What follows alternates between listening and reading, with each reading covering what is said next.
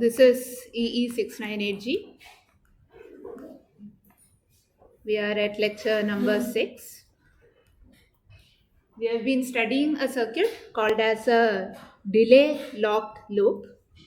So this circuit consists of a voltage control delay line, which basically has a delay depending on whatever is the control voltage given to it. To make sure that this delay is locked to T clock, we take a reference clock with the same time period T clock. We compare the first edge, we compare an edge at the output of this VCDL with the next edge at the T clock at the reference signal. So to compare this, we have a circuit called as a phase detector. This output of the phase detector is then given to a charge pump.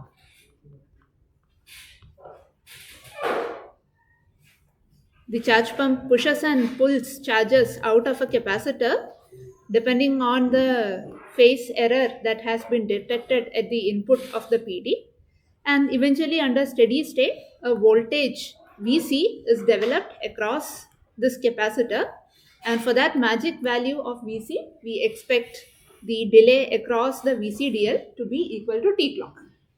And one of the applications that we started with for as a motivation behind constructing a DLL was so that we could implement a time to digital converter.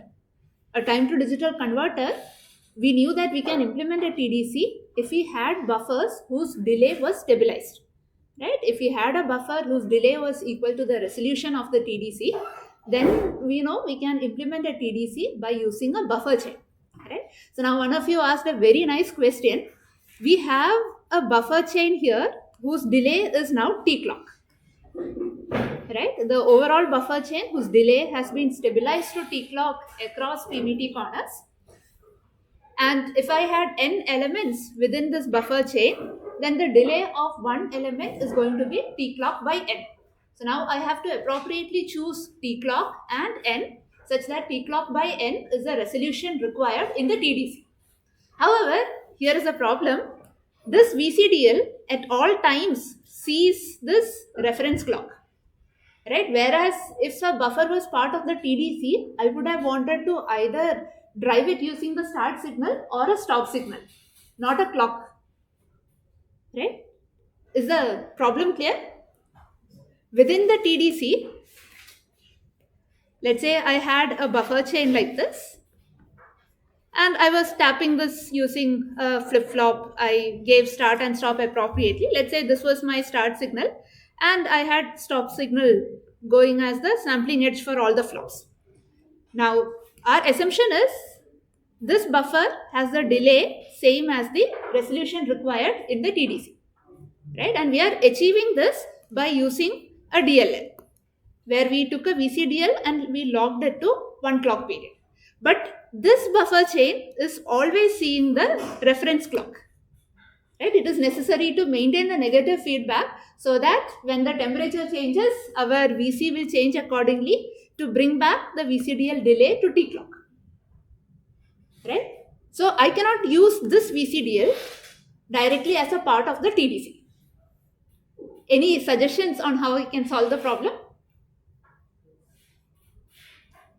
For the TDC, I need to have a buffer chain into which I can feed in the start signal. Right? But what is being locked is this buffer chain, but this buffer chain should always see the reference clock. You can discuss and give me an answer. It is already seeing a reference clock all the time. This is already seeing a reference clock all the time. Right? Which means I cannot feed the start signal into it.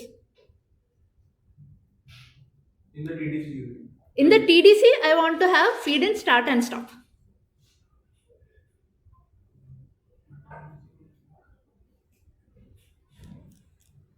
In the TDC, I want to be able to feed in the signal start and stop. Right? In this particular implementation, my buffer chain should see start as the input.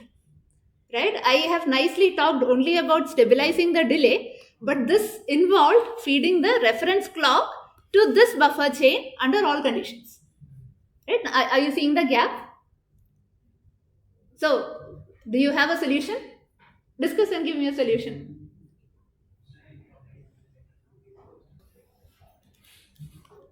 For now, I'll assume that my VCDL has only 4 stages. And of course, all of these are controlled by the VC signal. Now, we talked about how it is possible to match a couple of circuit modules within a chip. Right? I can match few circuits, few transistors that are placed very close to each other. So then I should be able to replicate this VCDL as is and then place it very closely to the current VCDL. Right? And if I feed in the same VC voltage to these buffers, what comment can you make about the delay that these buffers will see? That will also be T clock. Right? So I have put one VCDL in negative feedback as a part of the delay lock loop. I have replicated the same VCDL here, and this VCDL is also being fed the same control node voltage. Right? Just because of matching both these VCDLs, we are now guaranteed that at any given PVT corner, if this VCDL has a delay of T clock, this will also have the same delay. Right? And now I am free to feed in my start signal here, or any other signal that you want to feed in. Right? So one more thing that you'll have to notice here, you'll have to pay attention, is that for the TDC, we know that we are going to connect flip-flops to this point. Right? So we know that we'll be connecting flip-flops or other elements to this point. Even though we don't need to connect a flip-flop here, to make sure that this delay line and this delay line are exactly matched, I will have to connect dummy flip-flops here. Right? If for the TDC, I needed to connect this point to the D pin of a D flip-flop, this point also should be connected to the D pin of a D flip-flop. That flip-flop can just be there floating without any purpose, but it needs to be there so that it offers identical capacitance. Right? So this way you'll have to pay special attention in matching these two VCDLs, but once they are matched, the delays will be same. And delays being equal to same would then mean that the delay of one buffer would be equal to T clock by n. Yes. We're trying to have equal capacitance. You are trying to make sure that the load seen here is same as the load seen here. So why not just connect capacitor here? Like why are we taking extra step of connecting a You are saying, why can't I simply estimate what is the capacitance and then attach that value of capacitor there? Right? So this would have been a possible solution if if all the properties are exactly matched. When you connect here, what you are seeing is most likely the input stage of a CMOS inverter, or it will go to some transmission gate, right? So now you are trying to estimate what that capacitance is and then put a physical capacitance here of that value. No, but in that case, the capacitance is constant, but the parasitic capacitance should be non-linear capacitance. Parasitic capacitance is a nonlinear capacitance, point 1. Point 2, the capacitor properties. So much like how transistors come in slow, fast, and typical corners, capacitors can also come in a maximum, minimum, and typical corner. Now the capacitor corner and the transistor corner need not be the same.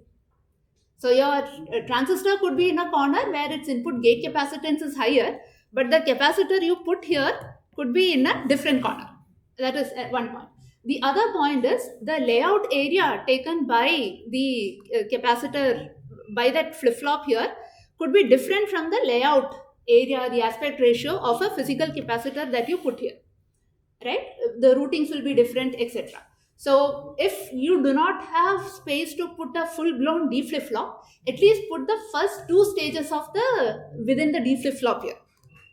Right? That will match the capacitor reasonably well, and you make sure that these stages at least see similar portions when they look into the D flip-flop here and here.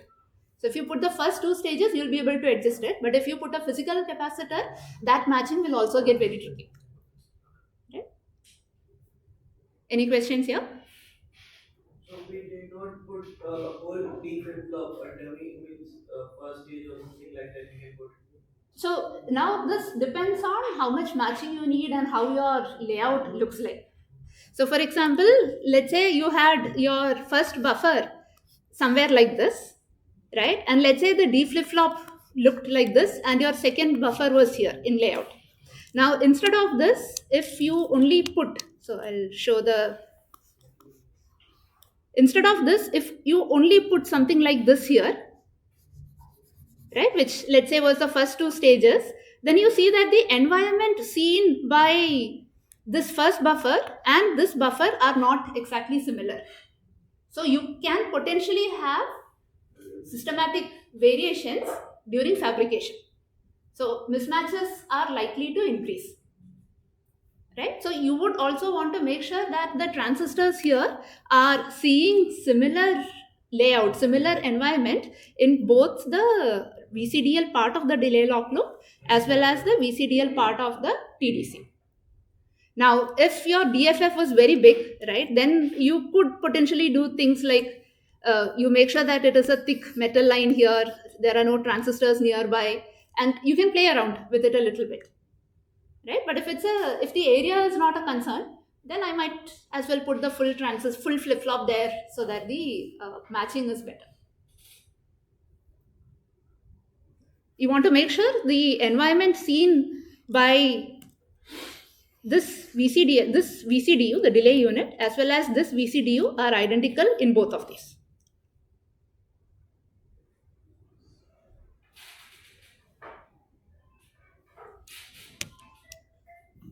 But if, let's say, the flip-flop was, you had positioned the flip-flop somewhere here, then even the first stage might be sufficient to give reasonable matching between the two. Okay. Any other questions on this? Okay. So then we started looking at the individual components within the delay lock loop. We started with the VCDL.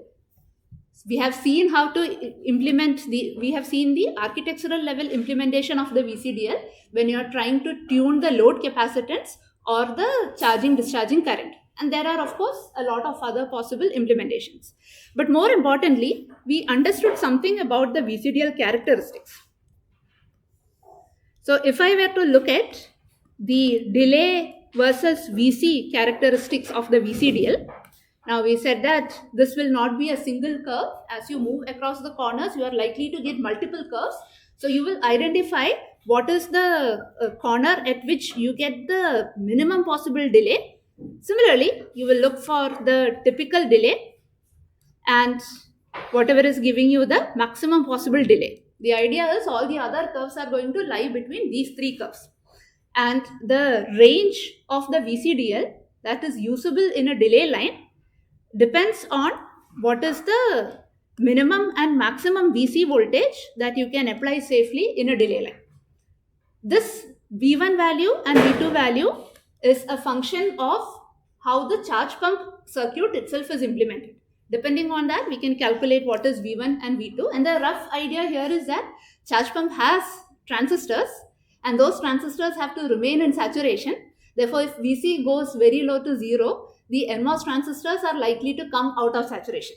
Similarly, if that VC voltage goes very high, the PMOS transistors will not have sufficient source to drain voltage. They can come out of saturation. So this way we have some limitation on the minimum and maximum value of VC. So then this is the range in which you can move around, and you want to make sure that the T clock that you are working with is a solution on all three curves such that the corresponding VC value is between V1 and V2. Right? So clearly for this diagram that is not true. Because if your chip, let's say this was the most typical conditions, this would be the fast condition and this would be the slowest condition.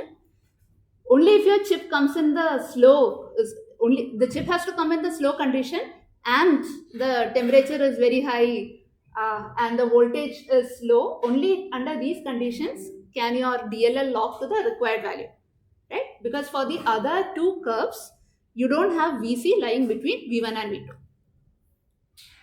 Okay? So just because we connected the DLL, it's not guaranteed that it will lock to the required clock period.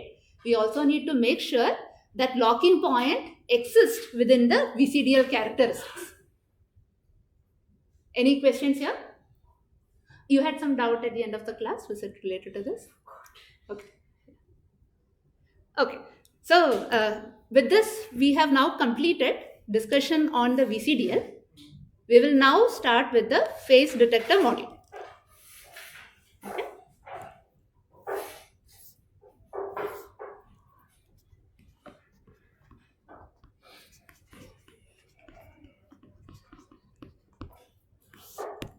So let's assume that we have two signals, in one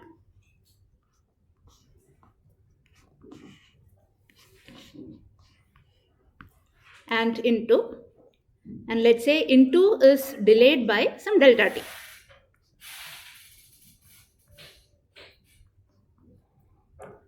So this delay is delta t. We also apply in one and in two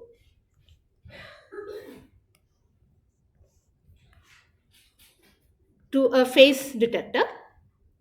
So there is some error between in one and in two in phase. That is what we are calling as phase error. Right? And this phase error will be, of course, a function of delta t.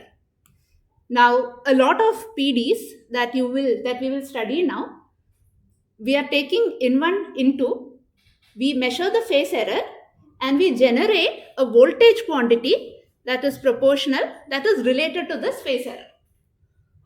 Okay? Now, I could also have generated a digital code that is proportional to phase error. Then you can call it as, then what would you call that as?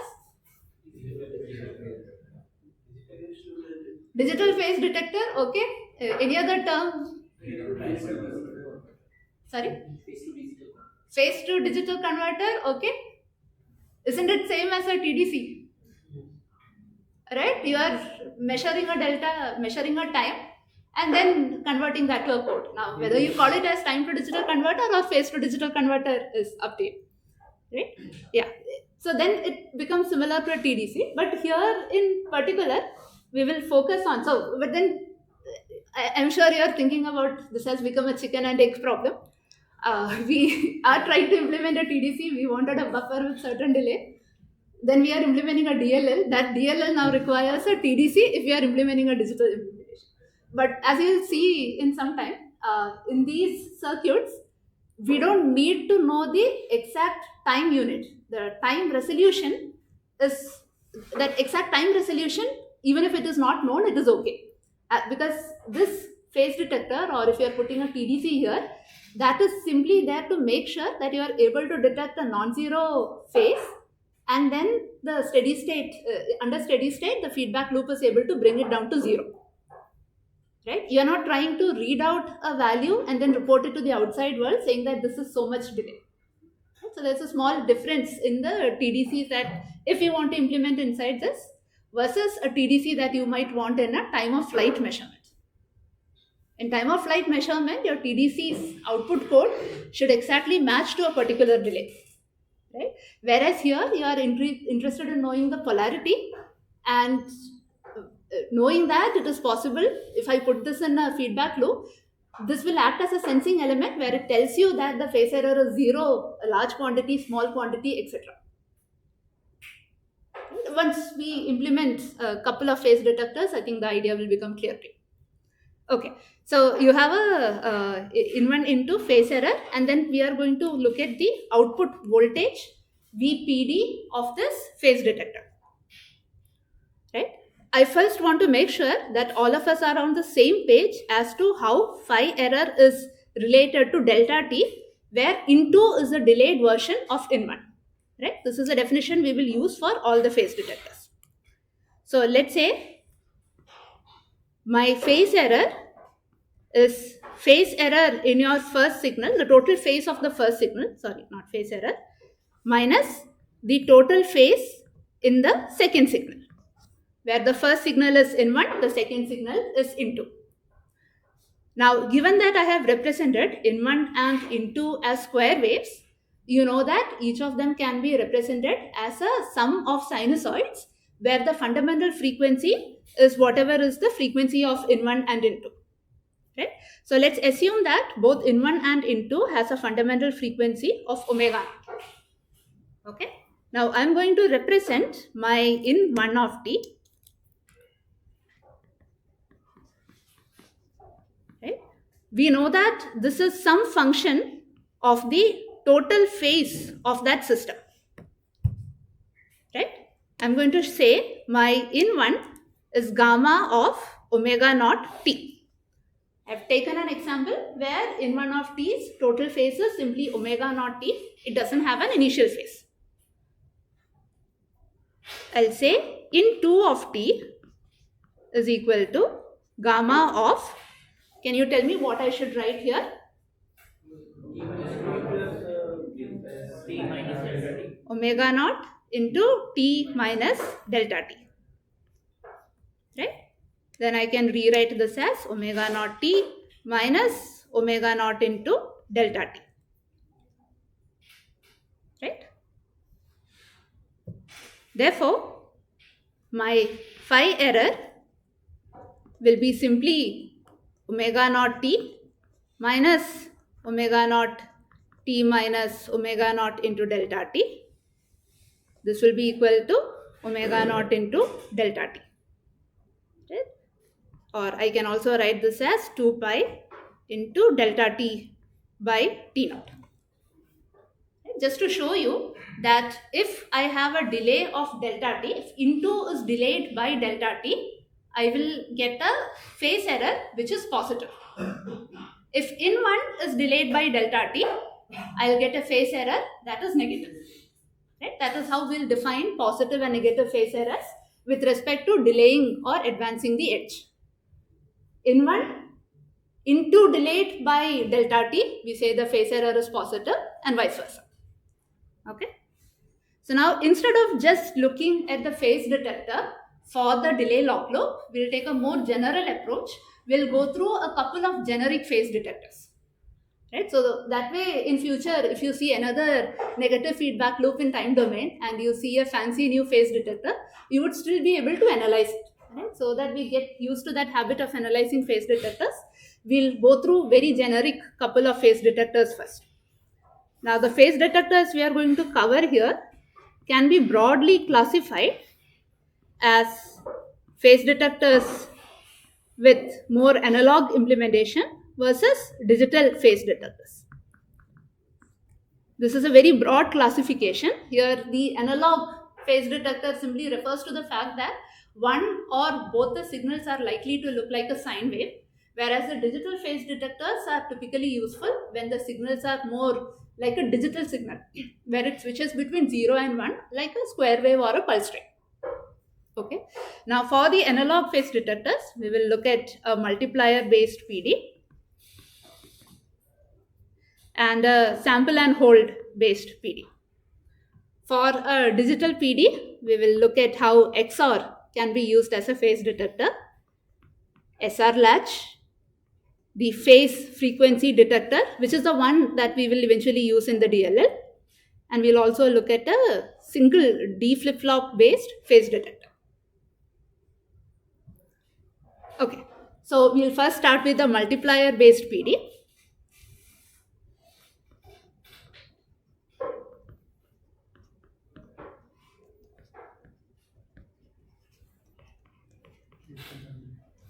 Multiplier based phase detector.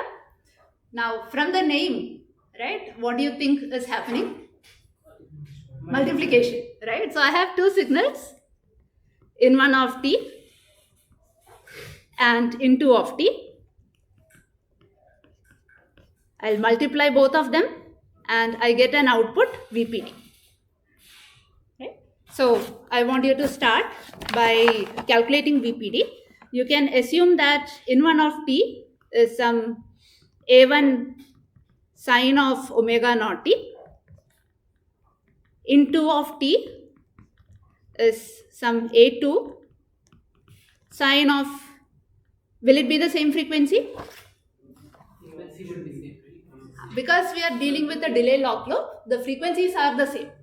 Right? We are simply delaying a signal through a delay line, its frequency shouldn't change.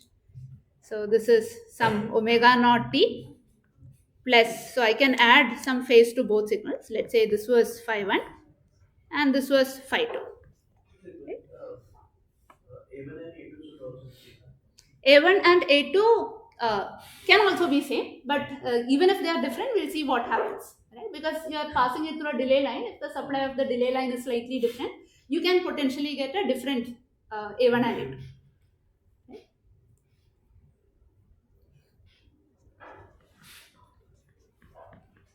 So can you calculate VPD of T? And after you have calculated VPD of T, just one more additional point, in all of these circuits, instead of finding the relationship between phase error and VPD directly, we will be looking at phase error and the average of VPD. Right? So I want you to first calculate what is VPD as a function of time, and then in that expression, take the average and see what is the result you get. You are free to discuss, please discuss and solve this. Parallelly also mark your attendance.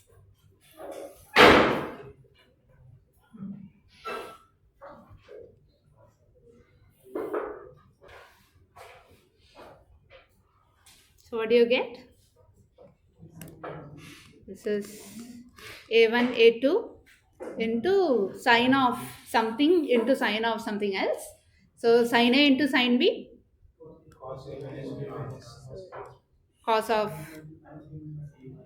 phi 1 minus phi 2 minus cos of 2 omega naught t plus phi 1 plus phi 2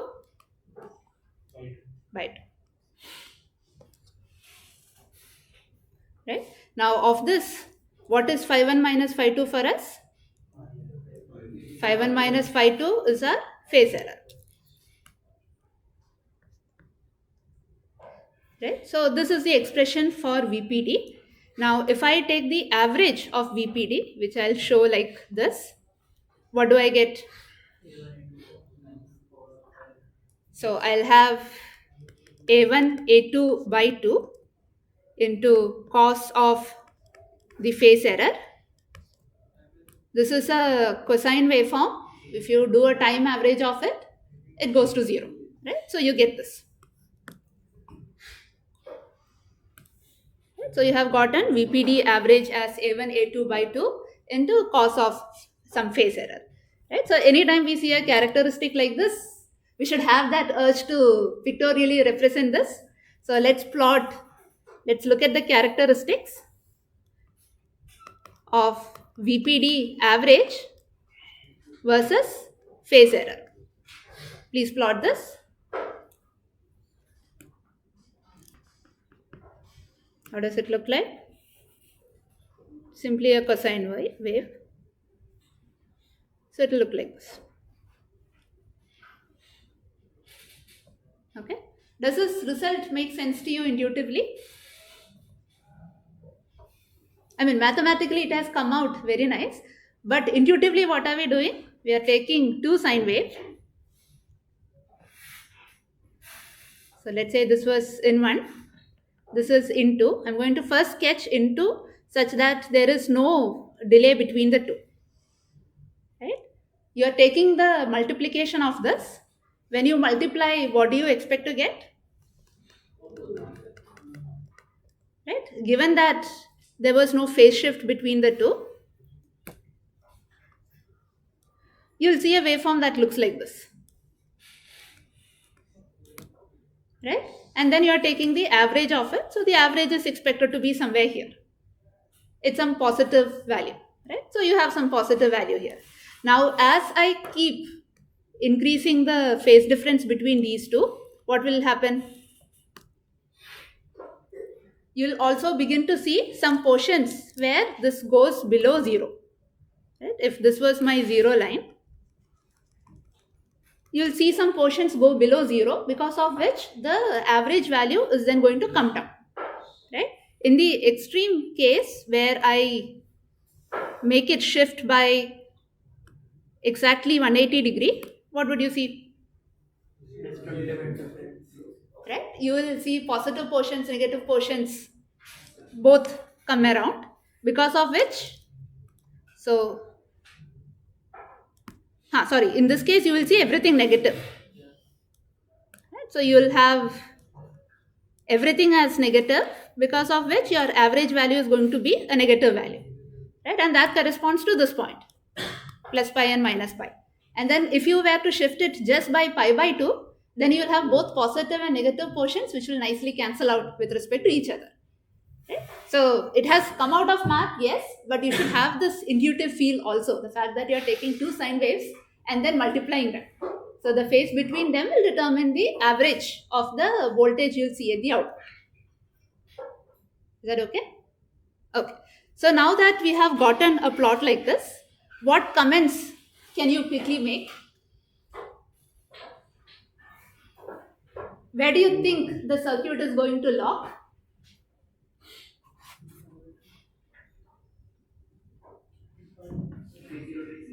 Sorry?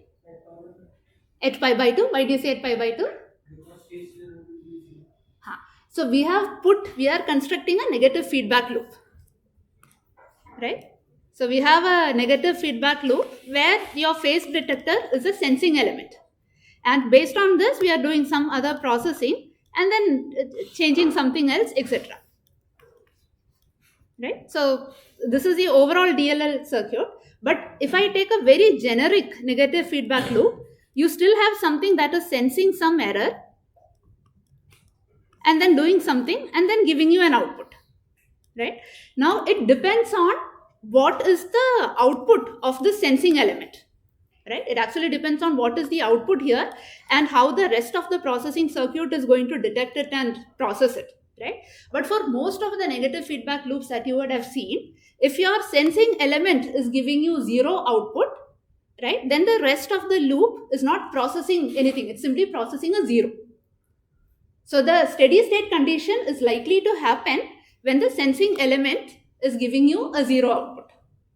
Right? There is of course more nuance to this. In presence of other non-idealities, things can slightly change. Everything else being ideal, for most negative feedback loops, if the sensing element output is 0, then that is likely to be the locking point. Right? So just by taking this argument to this circuit, we see that a possible locking point is at pi by 2. Right? Because pi by 2 is the possible locking point, does anyone know what we call two signals that are separated by pi by 2? Orthogonal signals. Another name that you might have seen in receiver architectures, quadrature. Right? So this is also called as a quadrature PD. Because if you use this PD, the natural locking point is a point where the input and the output are quadrature signals. They are separated by 90 degrees. Okay. Next question. Right? Is this characteristic monotonic? And what do we mean by saying that a characteristic is monotonic?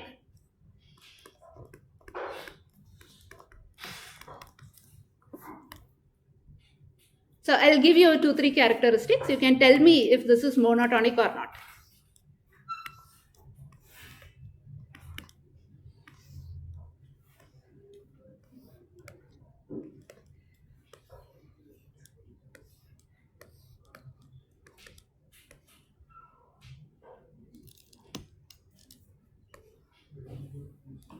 Right? So let's say this is A, B, C and D. A and B are monotonic. Right? So what is monotonic? D is also monotonic, right? A, B and D are monotonic. Simply means that the curve is either continuously increasing or it is decreasing. It doesn't increase, decrease and keep flip-flopping between the two. Or in other words, if the slope is either completely positive or completely negative, the slope of the curve doesn't change signs, then we say that the curve is monotonic. Right? So are these curves linear? None of the curves are linear, right? So monotonic is one part of the property. then it can be linear or non-linear. You can have a non-monotonic non-linear curve, non-monotonic. Can you have a non-monotonic linear curve? No, you can only have a non-monotonic piecewise linear curve, right? Not completely linear, but you can have a monotonic nonlinear curve or a monotonic linear curve, right? If there are any questions, please stop me. Okay, so now this characteristics that you see here for the multiplier based PD, is this monotonic or not monotonic? Non-monotonic. Is that a problem for us in a DLL? Why? What does it change? So the question is this: we now have seen a phase detector characteristics that is not monotonic. We want to use this phase detector as a part of the DLL, which is a negative feedback loop system. Right? Is having a non-monotonic behavior in a negative feedback system a problem or not? That is the question.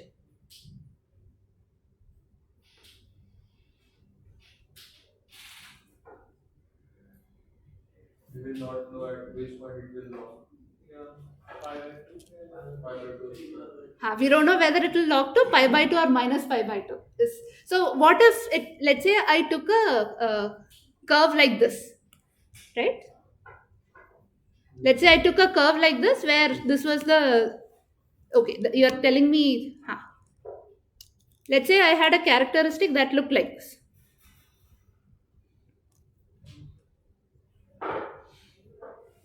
Would this be a problem then?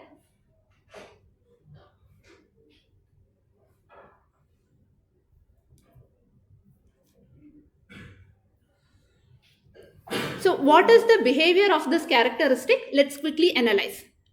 Right? Let's say we locked to the point pi by 2. Right? And now let's say there was a small phase error and the loop moved in this direction. Right? Corresponding to that, what happened to the VPD average? That has increased. Right? So it looks like from the locking point, when you reduce your phase error, the VPD average is increasing, right? So now we construct a negative feedback loop. So let's take a very generic negative feedback loop. Let's say you had 3 elements connected like this. How do I check if the loop is a negative feedback or positive feedback? I would break the loop, then go around, right? So for the first circuit, we saw that when the phase error decreased, the VPD average increased.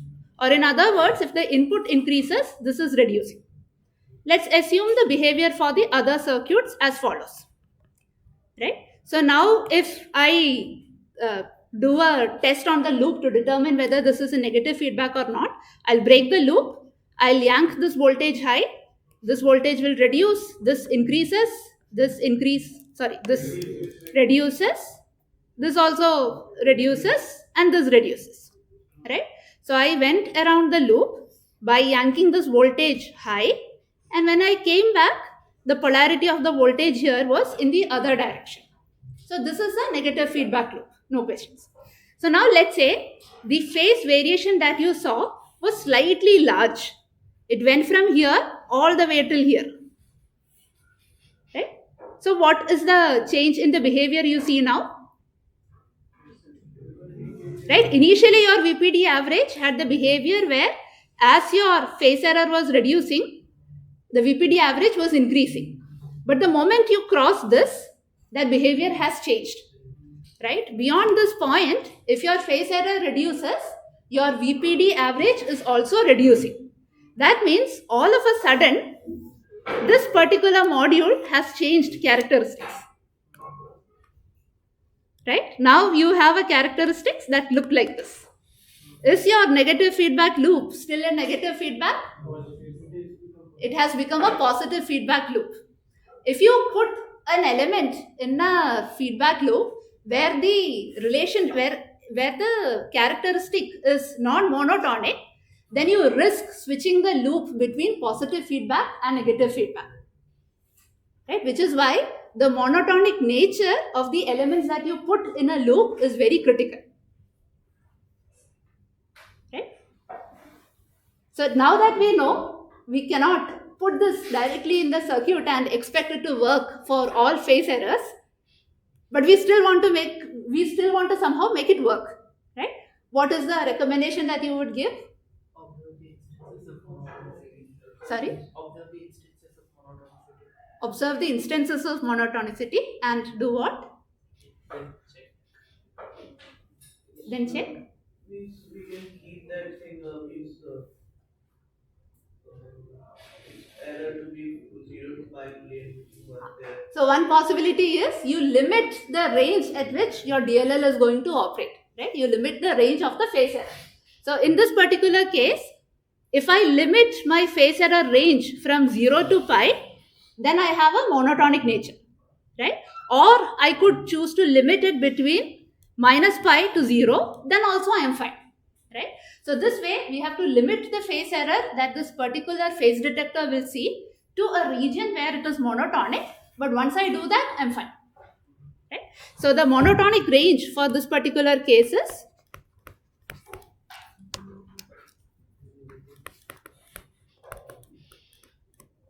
right? It could be from 0 to pi or minus pi to pi, but the maximum range you can get at any stretch is only pi.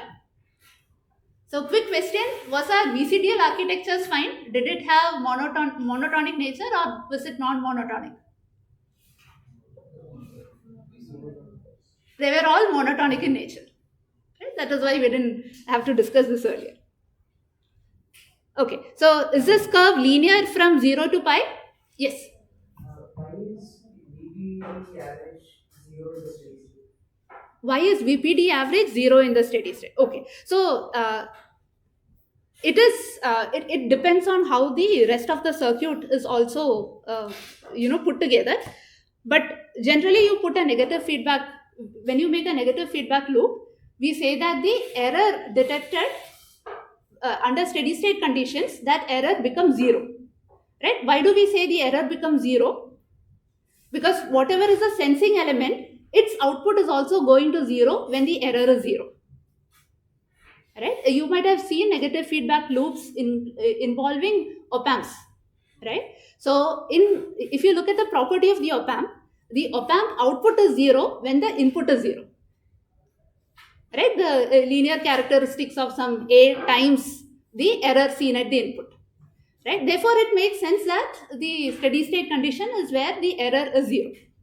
Right? Now, in this particular case, our sensing element has 0, not when the input is, so this is giving you some 0 value, not when the input is 0, but when the input is at pi by 2. Is that okay? Now, it is possible for me to get a 0 here, but configure it differently such that, so if I had a 0 here, but I had another element which was calculating the error slightly differently, and then rest of the processing was happening based on that, then I can still have a different lock point. But for most general discussion, if the sensing element is giving you 0 and the rest of the circuit is doing some linear operation based on this, then of course the lock point will be whatever is the point where the sensing element is giving you 0.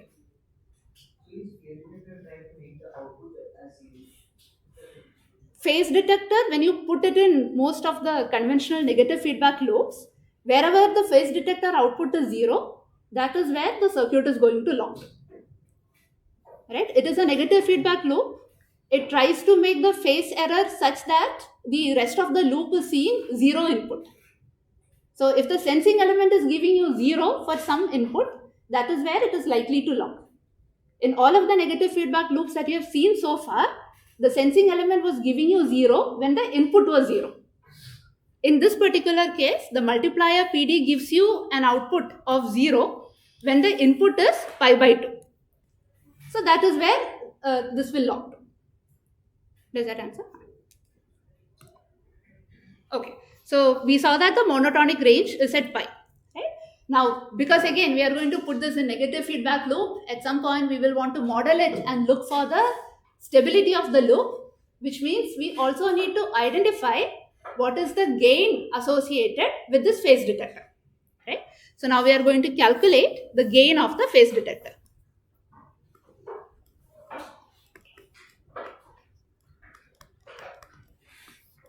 This is typically represented using the variable KPD, right? And how should we define KPD? Derivative of PPT versus phase. So this is, if you make a small change in phase error, you would see some small change in not VPD but VPD average, right?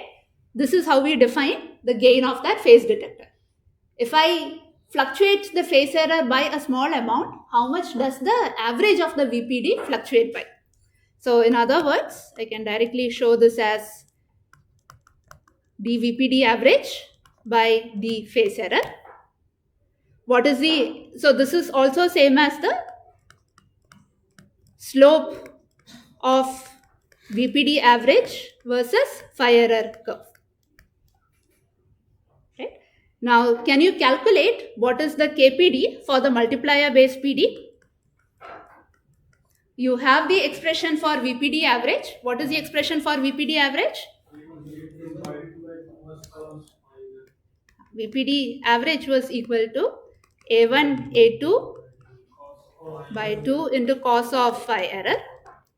Therefore, KPD would be equal to, what is the expression you have? This will be equal to minus A1, A2 by 2 into sine of phase error. Right? And I can nicely plot the gain of this phase detector versus time. So this will look like a sinusoid.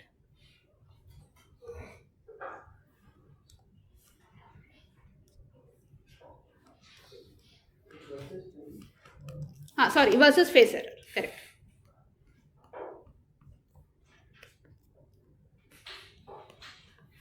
Now, if I choose to operate from 0 to pi, because the VPD average versus phase error curve was monotonic in that region, you see that the KPD is positive. Right? The slope remains as positive, so that is the result you will have. Sorry, it is negative.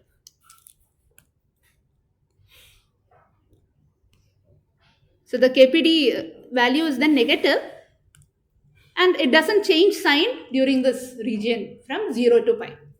You also see that in this region, the maximum value is at phase error of pi by 2, right?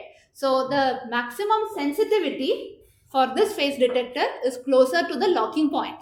That is nice, because after you have locked to pi by 2, even if you fluctuate slightly, this phase detector is able to detect it with a large gain so that it can be corrected. Okay, so any questions on this multiplier based PD, and more importantly, how we have defined KPD and then estimated VPD average versus phase error, etc.?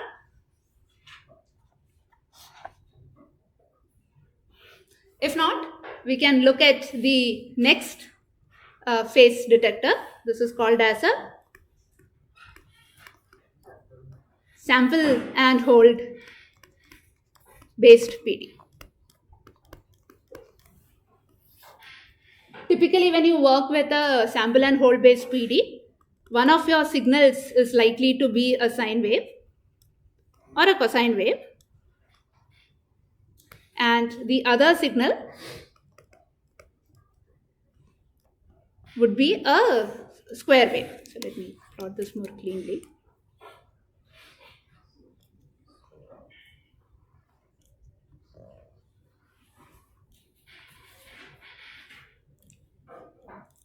So I will first sketch with zero phase error between the two.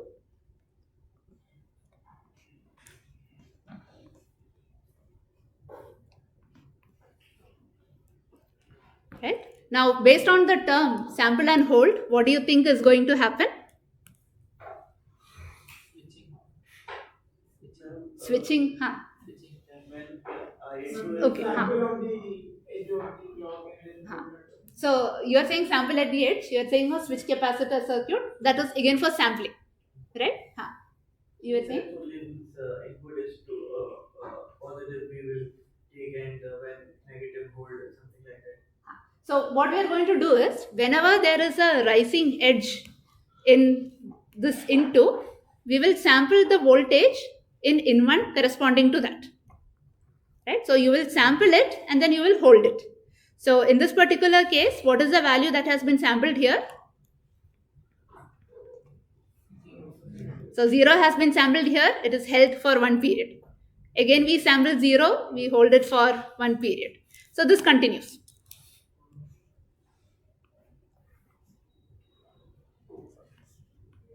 Right?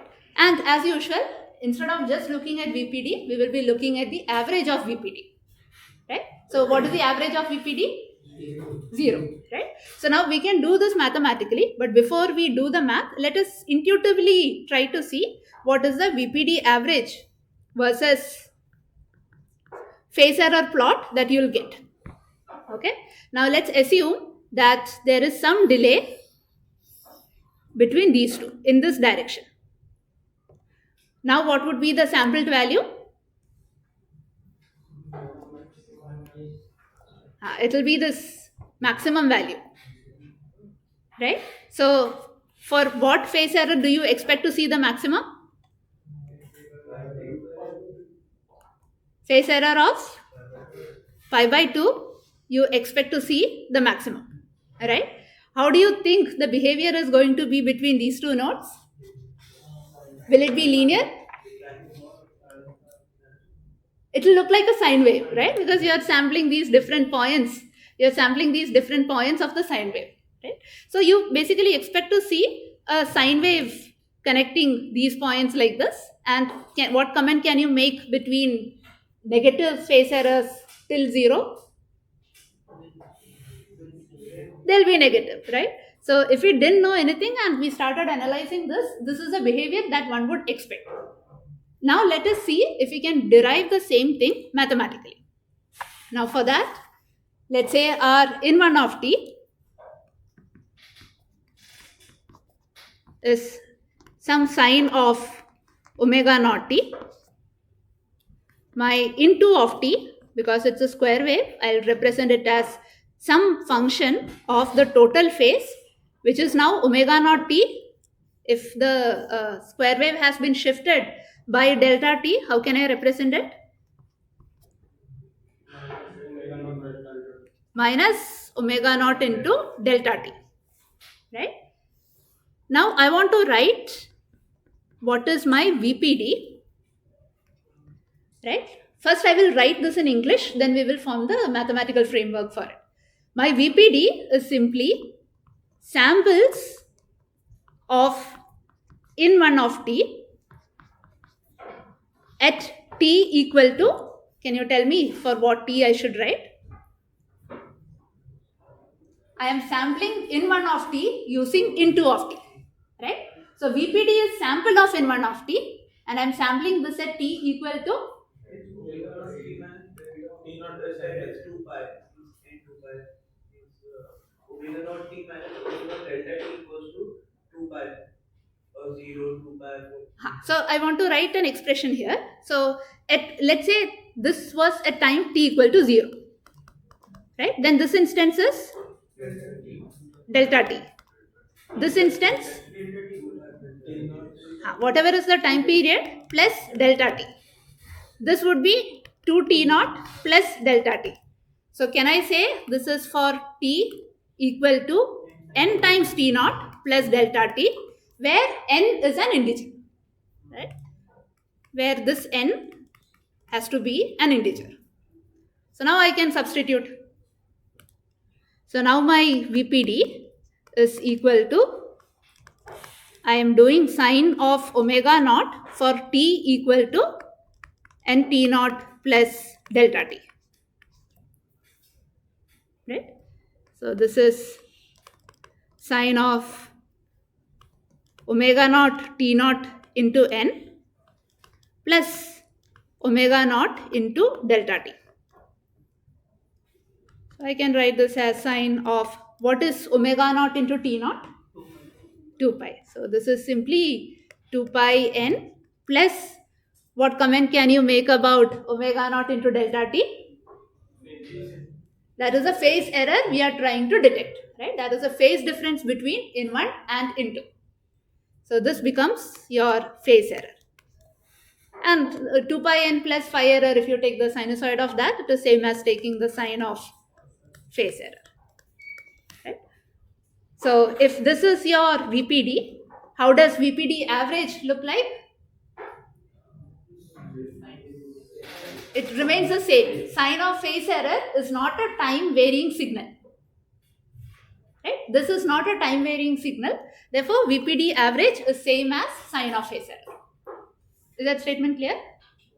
I don't have the expression t here. So if your phase error is constant, the average remains the same.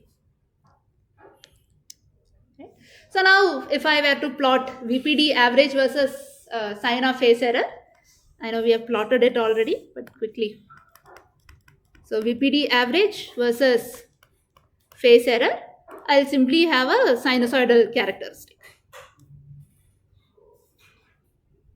Right. So this is 0, pi, 2 pi, minus pi, etc. Now, can you tell me the monotonic range for this?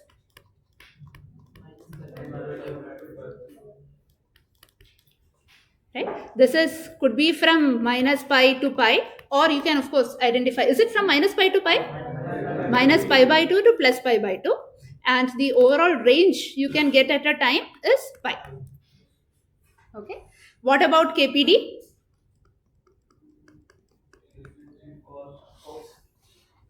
This will be equal to cos of phase error. Right? And I'm sure you can plot this. Can you comment about the phase error at which it is likely to log to?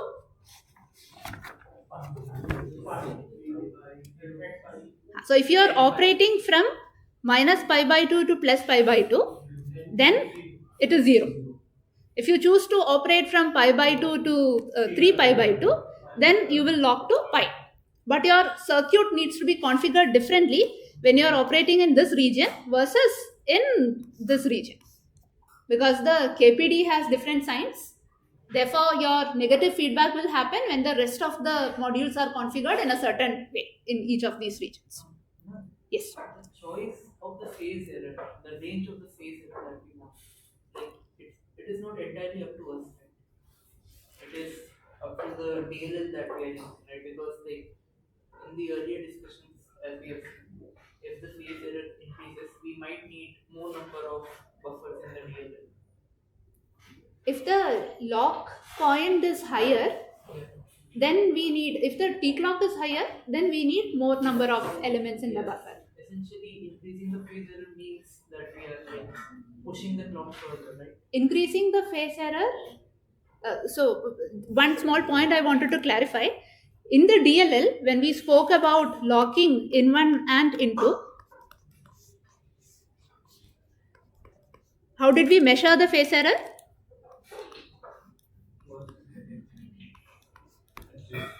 Between which two edges? Let's say this was 1, 2 for the in1. Let's say A, B. So we measured the phase error for the DLL between these two. Right? Whereas right now we are talking about phase error between these two. Right? Basically there are two edges between which we are defining the phase error. Now when we come to the DLL, we somehow have to convince the PFD or the phase detector to say that the phase error is being measured between these two. Right? So there also the phase error being 0 is the concern. So we'll do 2 pi minus whatever phase that. So we'll see the implementation, how we'll get the PFD to ignore this edge. Right? But effectively the phase error being 0 is the lock point that we require in the DLL also.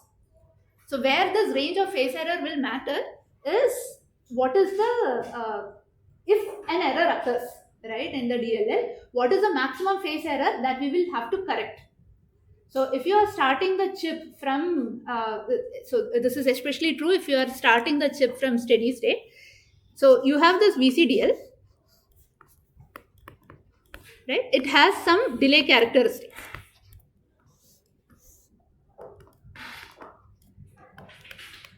Now, if the error that you see here for VC equal to 0, this will result in some error, right? If this error is too large for the PD to manage uh, within that monotonic range, then you have a problem.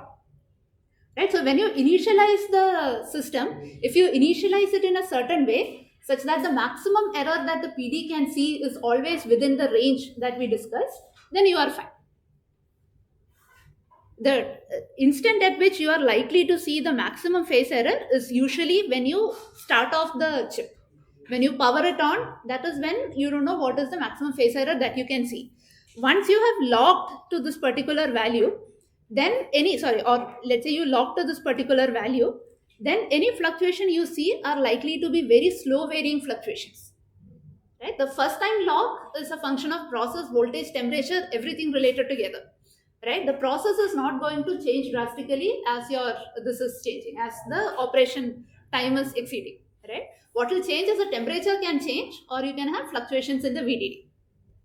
Fluctuations in the VDD typically should not be very large. If it is large, then something is not good about the voltage regulator design itself, right? Or it is operating beyond the conditions within which it was supposed to operate. Or if the temperature is changing, drastic variation in the temperature is not usually expected. It is going to vary slowly, which means the DLL is going to continuously correct for it. So you don't expect to see a large phase error once the initial lock is achieved. Is that okay? Yeah. So that way, if you are careful in that during that initial lock, if you are careful about not showing the PD a phase error greater than the monotonic range, then you are fine. So sometimes what happens is, in some of these loops, if the PD has a very narrow monotonic range, you might have additional supporting circuitry which will first operate, bring the phase error to the required range, and then will allow this PD to start operating. Okay, so now we have seen a multiplier based PD as well as a sample and hold based PD. So for the sample and hold based PD, we saw that the monotonic range that you can achieve is pi. It could be from minus pi by 2 to plus pi by 2, or a different range. Within this range, is the characteristics linear? This is still a nonlinear characteristics, which is okay. We will define the small signal gain for it as KPD, and that is where you take this large signal nonlinear characteristic, identify the steady state bias point or the lock point, and you are linearizing the curve around that point. Right? And you can plot the KPD versus phase error as well. Next, we go on to the digital phase detectors.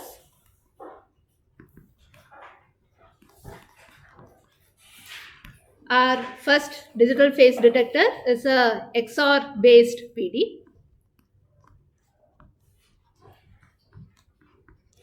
So we have two signals in one. In two, we are feeding both of them to the XOR gate. The output is VPD. Let's assume that the XOR gate has a supply voltage of VDD and the ground 0 volt. Now, what is the significance of telling you what is VDD and ground? This means that your VPD is going to switch between 0 and VDD only. Right? If I had minus VDD here, VPD is then going to switch between minus VDD and plus VDD. This will make a lot of difference when you're taking the average of the VPD. Right? So let's assume that I have given you an XOR gate which has been configured like this. Let's say my in1 signal is this.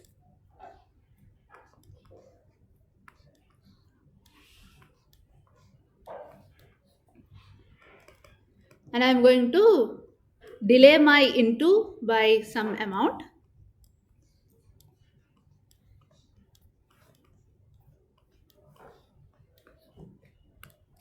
Both of them are separated by delta t.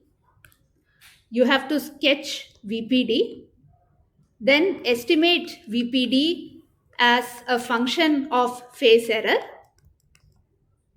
So estimate VPD average as a function of phase error. Plot VPD average versus phase error. and then estimate KPD, plot KPD versus phase error. What else is pending? Identify the range of phase errors under which this can operate, or identify the monotonic range. So please try. You're free to discuss.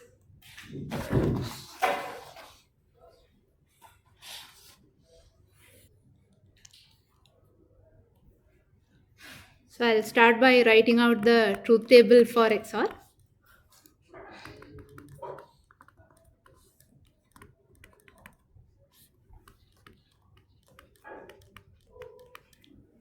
So 0 0 0 0 1 1 1 0 0. Right? So now we can directly sketch the VPD curve. So 0 0, it remains at 0. Here you get a pulse that is delta t wide. So I have sketched waveforms with 50% duty cycle. So I'll have another pulse here. What is the width of this pulse? That is also delta t. And then this remains at 0. And then this waveform will repeat now. Right? So one of the quick things that you can do when you get waveforms like this is to identify from what point onwards the pattern is repeating. So if I observe this till this point, this is my one time period, right? You can see that with in1 and in2, that pattern is repeating. So this pattern is repeating again and again after this point onwards, right? So if I can sketch the waveform correctly from here to here, I know I can replicate it after this. Now to calculate the VPD average, right? So from here to here, what is the time period? T0 by 2, right? And you see that from here to here, it is also T0 by 2. Your VPD is periodic with T0 by 2. Right? So now the VPD output is VDD for delta T duration. It is 0 for the remaining duration. So this average is simply VDD into delta T by T0. Sorry, by T0 by 2. Right? So I can say this is VDD, 2 times VDD into delta T by T0. If I wanted VPD average versus delta T behavior, this equation is fine. But what I need is VPD average versus phase error. Right? How can I bring in phase error here? So delta T by T0 can be written as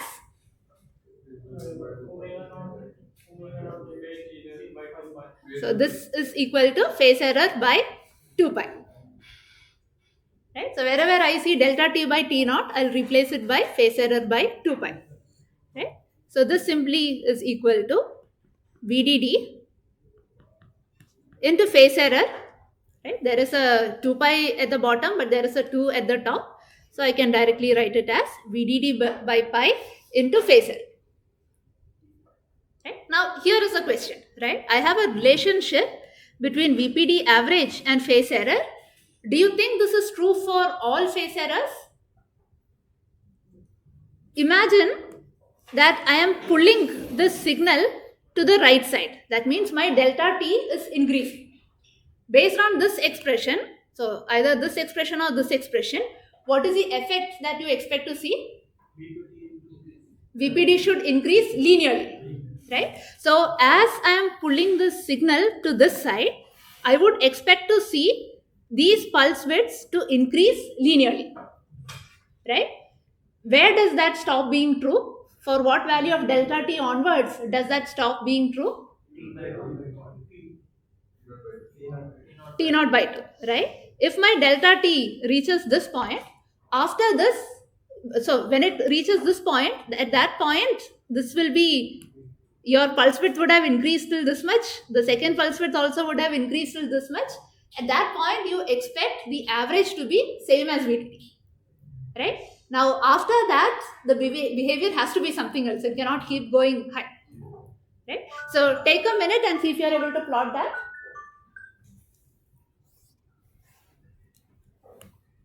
So, as a homework, you look for the VPD plot for, it's not exactly sawtooth, it will look like a triangular, right? For phase error equal to pi, then you pick up a phase error which is between pi and 2 pi, and you also plot for a phase error from minus pi to 0, right? So if you do so much, right, you will be able to understand how the characteristics look like. You can derive an expression for VPD average versus phase error. After you do this, you can draw the total VPD average versus phase error for all of these regions. So let's say you do from minus 2 pi till plus 2 pi. So do this, then you can also identify the monotonic range, identify whether it is linear or not linear, and what else? You have to determine the KPD value. But very quickly, we have identified this expression which we said is true till phase error equal to pi, right? So in this range, this is a characteristic that you expect to see, right? When phase error becomes equal to pi, this value is VDD. So in the duration from 0 to pi, is the characteristic linear? Yes. It's very interesting, right? The characteristic is linear here. But is your XOR gate a linear device? It's not linear. Its output is only 0 and VDD, right? So you have taken a very non-linear logic gate, and by the definition, by using a very specific definition, based on that definition, we now have very linear characteristics. Okay, so please complete this as a homework, and then we can take it from here in the next class. Yes. Just